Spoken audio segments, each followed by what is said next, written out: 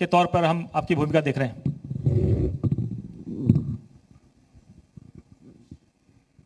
दिलीप जी, मैं उत्तर प्रदेश उत्तराखंड को इस आयोजन के लिए हृदय से धन्यवाद देता हूं।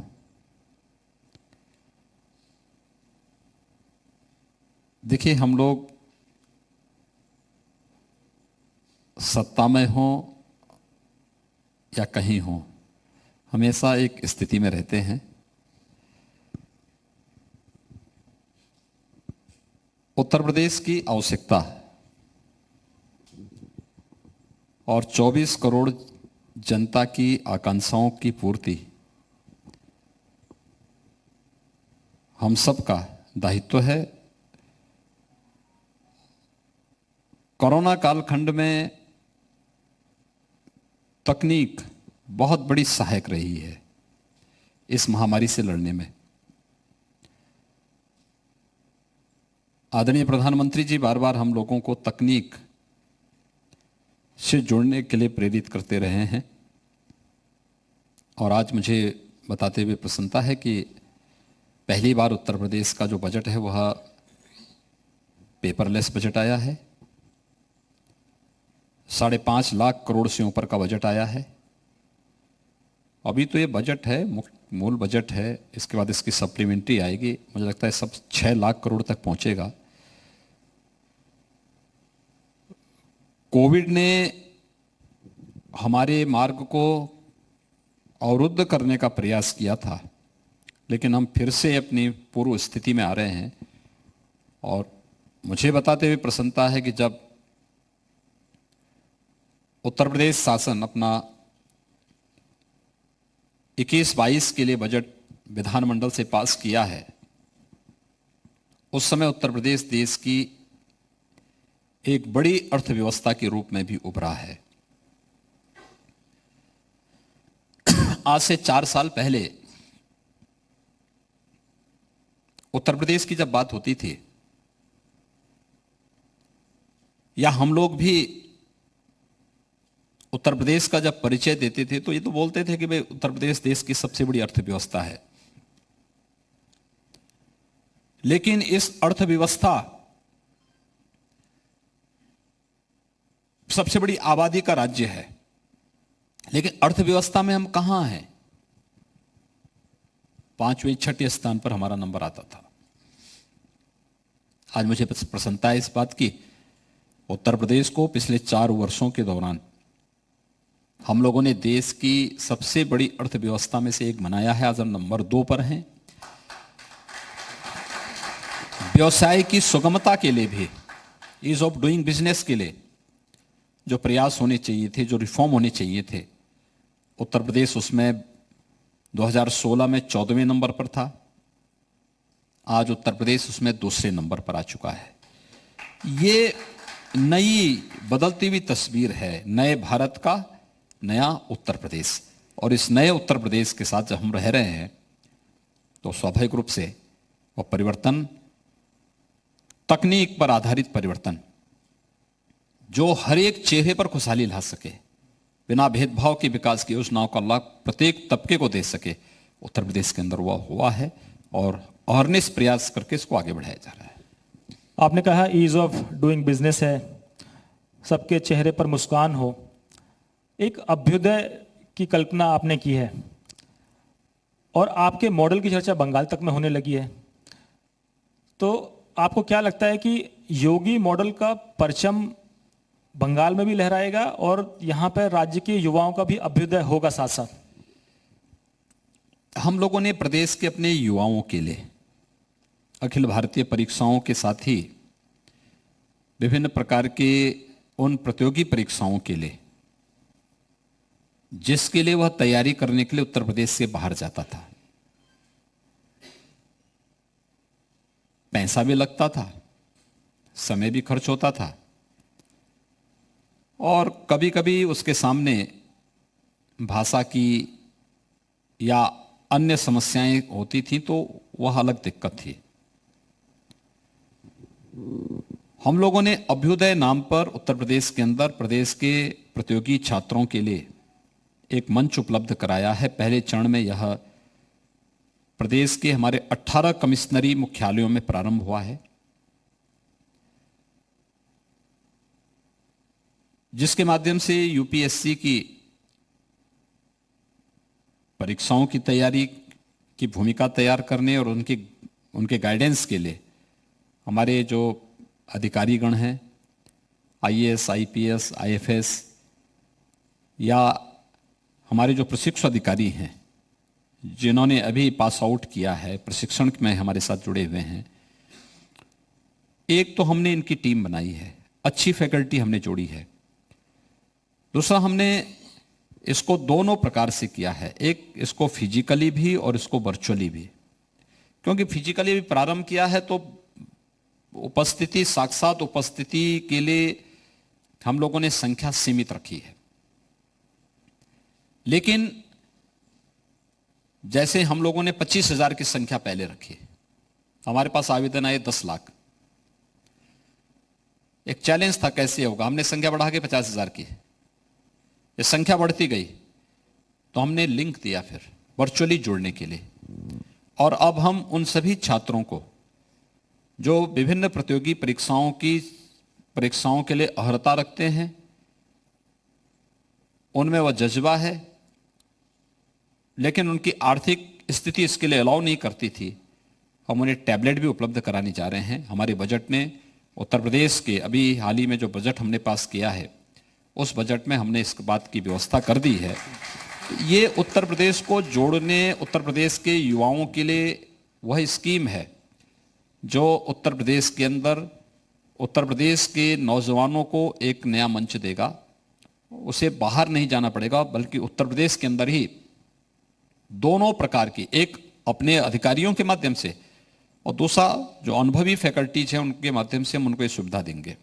मुख्यमंत्री जी, 4 साल में आपने एक बात कही, सबका साथ, सबका विकास और सबका विश्वास आपकी पार्टी की बात है। विरोधियों को विश्वास क्यों नहीं होता? और विरोधियों को कई बार आपसे डर भी लगने लगता है कि योगी जी जो कहते हैं टाइट कर देंगे, ठीक कर देंगे, ठोक देंगे, तो ऐसा क्या है? देखिए, ये वे लोग थे जो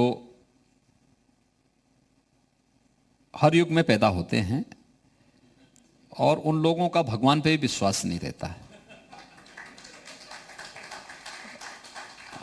तो हर युग में हुए हैं। कोई अभी होली मनाएंगे, उसमें बहुत सारे पात्र ऐसे थे जो कहते थे कि विष्णु है ही नहीं,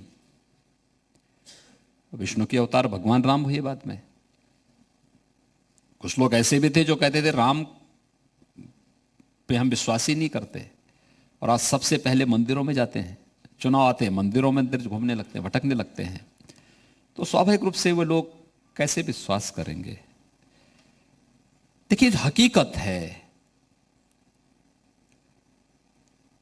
हम जो आंकड़े दे रहे हैं ये तो कोई भी व्यक्ति वेरीफाई कर सकता है, जाके भौतिक सत्यापन इसका कर सकता है कि हमने 4 वर्षों में 40 लाख लोगों को मकान दिए।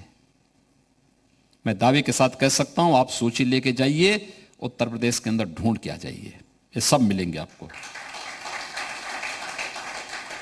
1,38,00,000 लोगों को विद्युत कनेक्शन दिए हैं। 1,21,000 गांवों में हमने विद्युतीकरण का कार्य किया, कनेक्टिविटी बेहतर की। जो लोग सुविधा ले रहे हैं वे लोग इसको स्वीकार कर रहे हैं।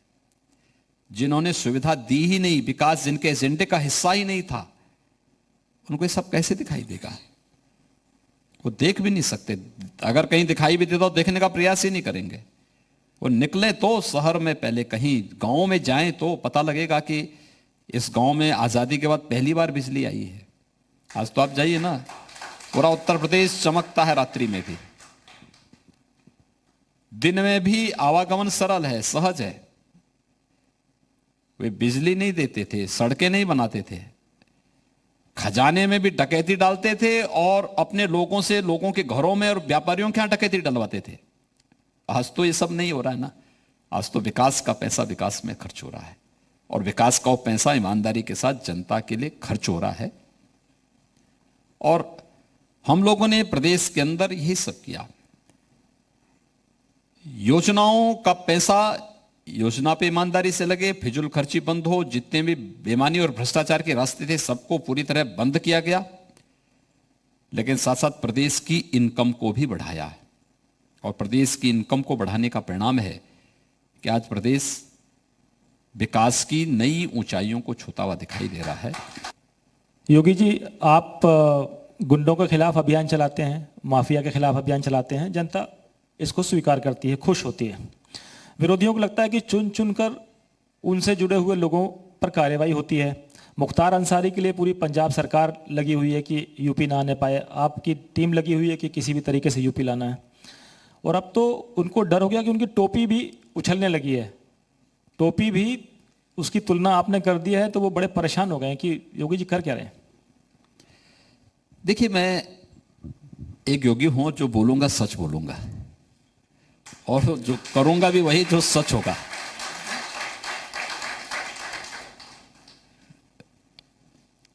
देखिए, सच था ना कि ये सब जितने गुंडे और माफिया थे सत्ता के केंद्र बिंदु थे पिछली सरकारों में, और जहां से शुरुआत हुई थी। देखिए, राजनीति का प्राधिकरण कांग्रेस ने किया, कांग्रेस से वो संस्कार समाजवादी पार्टी और अन्य दलों में गए, उन्होंने अपने जीवन का हिस्सा उसको बना लिया। तो परेशानी तो उनको होनी ही है, लेकिन कांग्रेस अभी भी अपने इन संस्कारों से मुक्त नहीं हो पा रही है। कितना बेशरम नेतृत्व है कांग्रेस का। एक दुर्दांत माफिया और अपराधी को किस बेशर्मी के साथ प्रश्रय दिया जा रहा है, जिस पर हत्या और तमाम अन्य जघन्य मामले उत्तर प्रदेश के अंदर विभिन्न न्यायालयों में चल रहे हों, उसको एक छोटे मामले में 1.5 वर्ष से अधिक समय से पंजाब की एक जेल में खातिरदारी करके उस दुर्दांत अपराधी को बचाने का प्रयास किया जा रहा है। ये सब क्या है? कांग्रेस का ये नेतृत्व तो कहीं मुंह दिखाने लायक है? ये लोग जो भाषण करते हैं, जिस प्रकार के वक्तव्य देते हैं, कोई इन पे विश्वास करेगा कभी? जिन अपराधियों के हाथ निर्दोष लोगों की हत्याओं से रंगे हुए हों, न जाने कितनी बहन और कोई इन्होंने विधवा बनाया है, न जाने कितनी बेटियों की को अनाथ बनाया है, और किस बेशर्मी के साथ कांग्रेस नेतृत्व इस माफिया और अपराधी को प्रश्रय दे रहा है। ये देश देख रहा है, दुनिया देख रहा है, कोई लोक लाज नहीं कांग्रेस नेतृत्व में। शर्म आनी चाहिए इन लोगों को। मेरा दायित्व है हर व्यक्ति को सुरक्षा देना, सुरक्षा, और उस सुरक्षा के लिए हम लोग पूरी ईमानदारी के साथ, पूरी प्रतिबद्धता के साथ कार्य कर रहे हैं। कोई ये नहीं कह सकता, आप कहने के लिए कोई कुछ भी करे, लेकिन भाई पुलिस की भी तो अपनी सीमाएं हैं। अपराधी गोली चलाए और क्या ये लोग माला जपेंगे? गोली कोई चला रहा है तो गोली का जवाब तो पुलिसकर्मी अपने बचाव में गोली चला कर देगा ही। तो प्रदेश में कोई फेक इनकाउंटर नहीं। प्रदेश की जनता की सुरक्षा के लिए उठाए जाने वाले जो कदम हैं, वह प्रदेश की जनता की सुरक्षा के साथ साथ व्यापक निवेश की संभावनाओं को आगे बढ़ाने के लिए है, जिससे प्रदेश के युवाओं के भविष्य को उज्जवल बनाया जा सके और उन्हें स्वावलंबन की ओर अग्रसर किया जा सके। मुख्यमंत्री जी, आप कह रहे हैं कि पुलिस पर कोई गोली चलाएगा तो पुलिस इंतजार नहीं करेगी और सुरक्षा का वातावरण देना जरूरी है, लेकिन विपक्ष कहता है कि कुछ ऐसी घटनाएं हुई हैं जो सरकार की नाकामी है, चाहे वो महिलाओं के खिलाफ अत्याचार का मसला हो, और आपने हाल के दिनों में विधानसभा के अंदर भी कहा था कि कुछ लोग ऐसे हैं जो पार्टियों से संपर्क रखते हैं और जो अपराध में लिप्त हैं, तो जवाब तो उनको देना होगा। लेकिन सवाल यह है कि महिलाओं के खिलाफ अपराध का मसला हो या और भी कोई मसला है, पुलिस की अपनी एक सीमा है। आखिर जो आप कोशिश कर रहे हैं, आपको क्या लगता है कि उसमें आप अभी भी उतना कामयाब नहीं हो पाए जो आप सोचते हैं? क्योंकि उत्तर प्रदेश बहुत लंबे समय से आपने कहा कि अपराधियों को, माफियाओं को सरकार का संरक्षण मिलता रहा है। देखिए, उत्तर प्रदेश में ऑर्गेनाइज क्राइम न्यूनतम स्तर पर पहुंचा है। इसमें पिछले 20-22 वर्षों के डाटा को अगर आप उठाकर देखेंगे तो उत्तर प्रदेश में यह न्यूनतम स्तर पर आज है। हां, अगर कोई कहीं पे एक आपसी रंजिश का मामला है, उन स्थितियों को छोड़ दें। महिला सुरक्षा के सामने जो खतरे हैं, हमने यहां स्पेशल उसके लिए अभियान चलाया। याद करिए, हमारी सरकार जब आई थी, उन्होंने एंटी रोमियो स्क्वाड का गठन किया था। हर थाना क्षेत्र में एंटी रोमियो स्क्वाड है। हमने प्रदेश में अपने कानून में संशोधन किया। ऐसे लोगों को जो बालिकाओं के प्रति दुर्व्यवहार करते हैं, दुष्कर्म जैसी घृणित घटनाओं में लिप्त होते हैं, उनकी सजा को और सख्त करने का प्रावधान किया। हर जिले में डिस्ट्रिक्ट मॉनिटरिंग कमेटी के माध्यम से डिस्ट्रिक्ट जज, जिलाधिकारी और पुलिस अधीक्षक की नियमित बैठक हो और ऐसे मामलों को, महिला अपराध से जुड़े हुए मामलों की पैरवी समयबद्ध ढंग से आगे बढ़े और सजा इसमें हो, इसका प्रावधान किया। 218 पास्को और महिला संबंधी अपराधों के लिए कोर्ट गठित किए, फास्ट ट्रैक कोर्ट गठित किए। प्रोसिक्यूशन को तेज करने की कार्रवाई की। अभी 2020 में मिशन शक्ति के एक विशेष कार्यक्रम को चलाया। कार्यक्रम हमारे चल रहे हैं और उसी कार्यक्रम से छन करके जो बातें सामने आई, महिला संबंधी अपराध, समाज की सोच को बदलना पड़ेगा और परिवारों के संस्कार को भी हमें कहीं ना कहीं उसके दायरे में लाना पड़ेगा। जब ये सब मिलकर के चलेंगे, सरकार, समाज और परिवार, ये सब मिलकर के इस अभियान का हिस्सा बनेंगे, तो इसके बहुत बेहतर रिजल्ट आएंगे।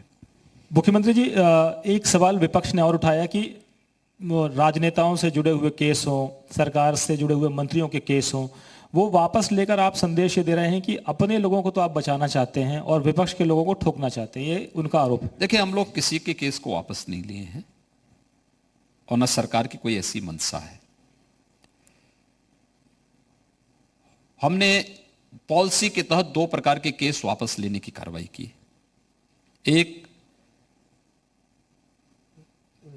2016 तक जितने भी राजनीतिक मुकदमे थे, राजनीतिक मुकदमे ज्यादातर क्या हैं, धारा 144 की उल्लंघन का, 188 के तहत ये मुकदमे दर्ज होते हैं। जैसे कोई कहे कि साहब मैं धरना प्रदर्शन करना चाहता हूं, प्रशासन ने अनुमति नहीं दी, वो जबरदस्ती गए, धारा वहां पे उसने धरना प्रदर्शन कर दिया, 188 के तहत मुकदमा दर्ज हो जाता है। ऐसे मामले या 107-16 से जुड़े हुए मामले या छोटे छोटे मामले ऐसे होते हैं जिन मामलों में कोर्ट में एक लंबी फेरस्त हो, 2.5 लाख से अधिक ऐसे मामले थे। हमने एक साथ उसकी सूची तैयार की, विधानसभा में लेके गए, विधानसभा से उसको पारित करा करके उन सभी मामलों को समाप्त करवाया। ये हर दल के थे, इसमें केवल बीजेपी के लोग नहीं थे, इसमें तो सभी लोग थे, हर दल से जुड़े हुए लोग थे। धरना प्रदर्शन हर पार्टी अपने समय में करती है। अगर उसने हिंसा नहीं की है, अगर उसने सरकारी संपत्ति को नुकसान नहीं पहुंचाया है, केवल वह धारा 188 के तहत ही सारी वह मामले हैं, तो हमने उन मुकदमों को समाप्त करवाया है।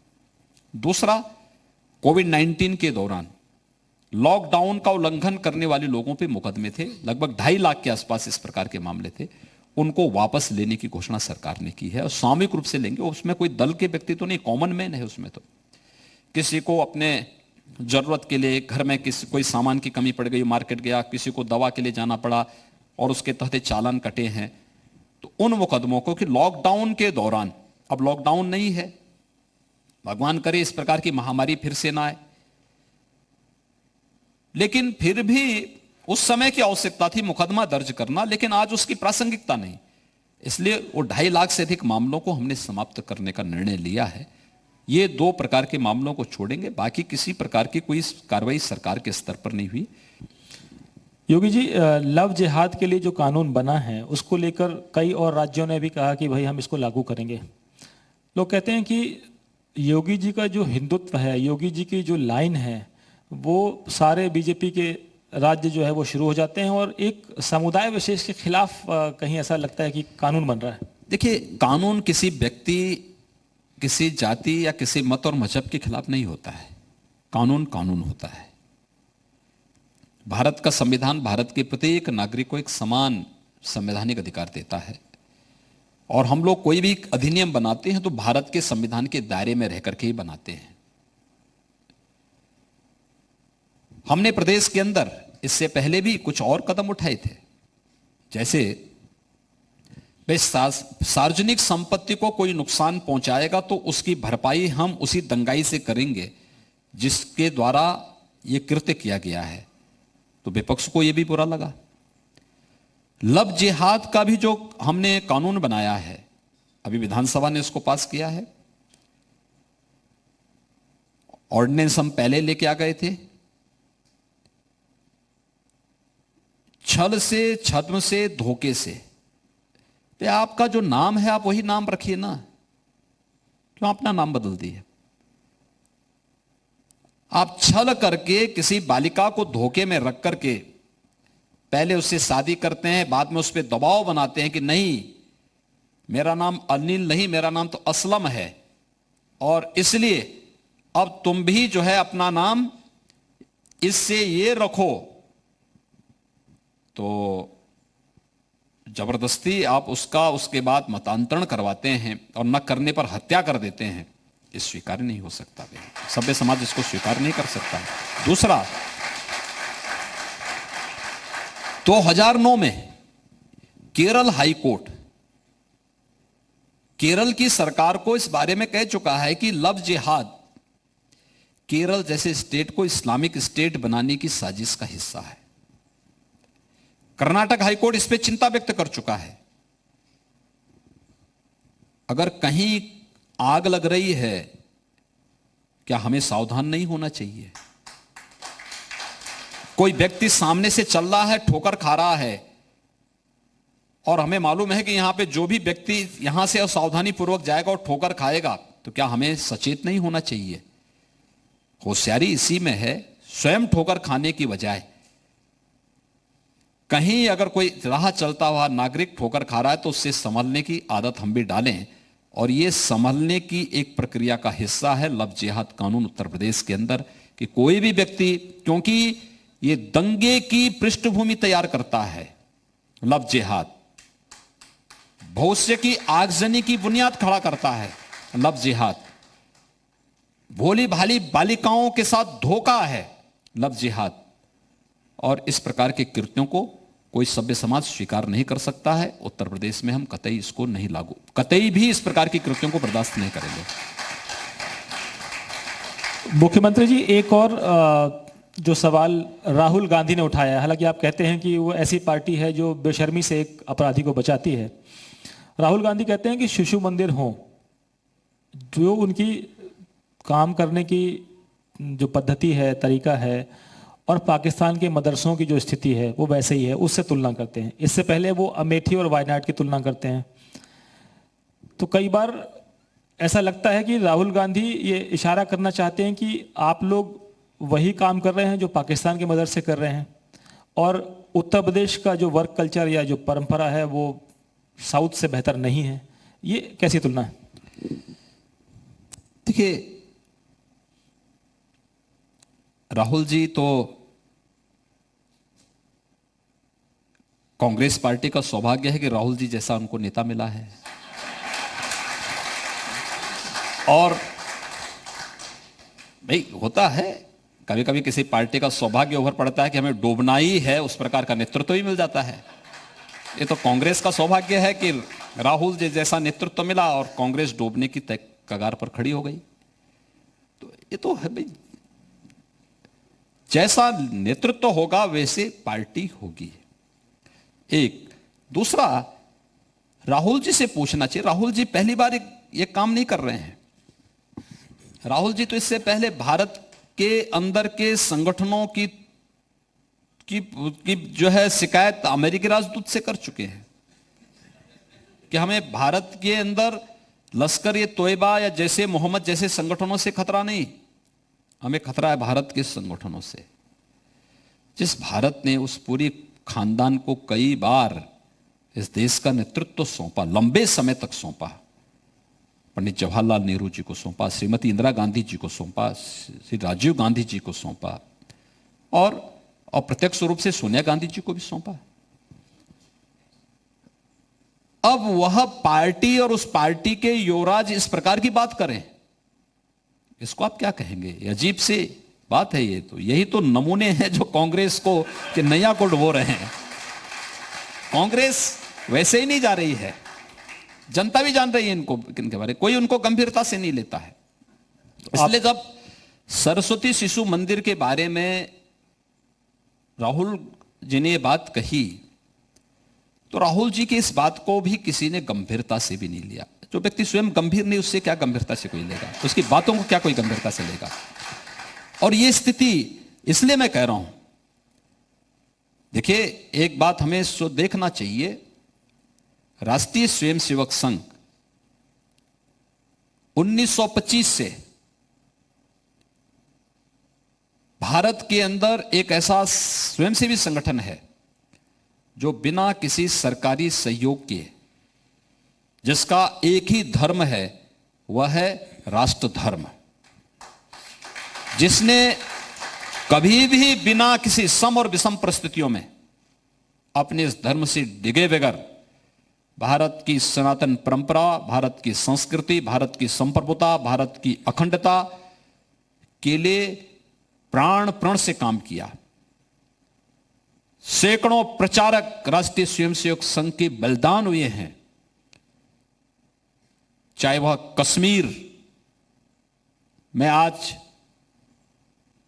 धारा 370 को समाप्त करने का श्रेय प्रधानमंत्री मोदी जी और गृह मंत्री अमित शाह जी को मिलता है, लेकिन आतंकवाद की इस कड़ी को जोड़ने का काम कांग्रेस ने 1952 में किया था। उस कश्मीर में 2 विधान, 2 प्रधान और 2 निशान को समाप्त करने के लिए राष्ट्रीय स्वयंसेवक संघ ने, भारतीय जनसंघ ने लंबे समय तक संघर्ष किया। नॉर्थ ईस्ट में आप जाइए ना, बहुत सारे राज्य ऐसे थे जहां पर आप जा नहीं सकते थे। राष्ट्रीय स्वयंसेवक संघ के प्रचारकों ने वहां जाकर के एक वातावरण बनाया, राष्ट्र की मुख्य धारा से जोड़ने का काम किया उस पूरे क्षेत्र को। और आज प्रधानमंत्री मोदी जी के नेतृत्व में नॉर्थ ईस्ट विकास की नई बुलंदियों को छू रहा है, एक नई ऊंचाइयों को छू रहा है। आज वहां का हर व्यक्ति, हम लोग जब सीएम समिट में बैठते हैं और नॉर्थ ईस्ट के मुख्यमंत्रियों की बातचीत को सुनते हैं, अरुणाचल से, असम से, मणिपुर से, मेघालय से, नागालैंड से, दिल खुश हो जाता है। ये क्षेत्र थे जो कांग्रेस के समय में उग्रवाद और अलगाववाद की चपेट में थे, लेकिन आज वहां का सीएम कहता है साहब हमें भारत की परंपरा पर गौरव की अनुभूति होती है। और प्रधानमंत्री मोदी जी पे इसलिए गौरव की अनुभूति होती है, पहली बार लुक ईस्ट की अपनी पॉलिसी के माध्यम से लुक एक्ट में उन्हें बदल करके विकास की योजनाओं का लाभ वहां के लोगों को ईमानदारी से पहुंचाने का काम किया। हर 15 दिन में एक न एक मंत्री नॉर्थ ईस्ट में रहता है जो वहां की विकास के कार्यों की समीक्षा करता है और जमीन पे क्या हुआ इसको देखता है। ये काम पहले भी हो सकता था। तो राहुल जी अगर राष्ट्रीय स्वयंसेवक संघ के बारे में कोई वक्तव्य दे रहे हैं तो मुझे लगता है कि जब वो स्वयं गंभीर नहीं है तो उनको गंभीरता से भी पूरा देश नहीं लेता है और लेना भी नहीं चाहिए। चलिए मैं एक दूसरे नेता की बात करता हूं जो कहते हैं कि यूपी में हमारे कामों का फीता योगी जी और योगी जी की सरकार काट रही है और 2022 में बाइसिकल यानी साइकिल फिर सत्ता में आएगी। योगी जी क्या कहेंगे? देखिए अब तो तकनीक बहुत आगे बढ़ चुकी है। जब हम लोग उड़ान योजना के अंतर्गत हवाई जहाज की सुविधा दे रहे हों और प्रधानमंत्री जी ने कहा कि हवाई चप्पल पहनने वाले को भी हम हवाई जहाज की यात्रा कराएंगे, अब कोई साइकिल की यात्रा नहीं करने वाला है। पता नहीं कहां लोग गलत फहमी के शिकार हैं। अगर आपने काम किया ही था तो जनता ने क्यों ठुकरा दिया? प्रश्न यही मैं करना चाहता हूं, एक। और दूसरा, अगर आप आंकड़े देखेंगे, स्वच्छ भारत मिशन 2 अक्टूबर 2014 को प्रधानमंत्री मोदी जी ने इसे